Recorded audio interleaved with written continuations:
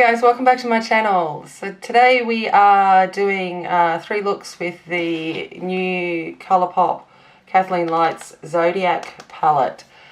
This is just going to be sped through with music over the top. I'm not talking as I go through it, it's just the eye looks. I will have listed down below what I have on the rest of my face with each of those looks.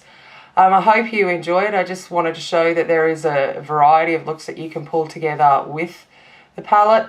And there's also a look on my swatching video of another way to do it. So in reality, I've showed you 4 looks that we can do. And there's many more that you can probably put through, but I left it at 3. So I hope you enjoy, and I'll check you in at the end.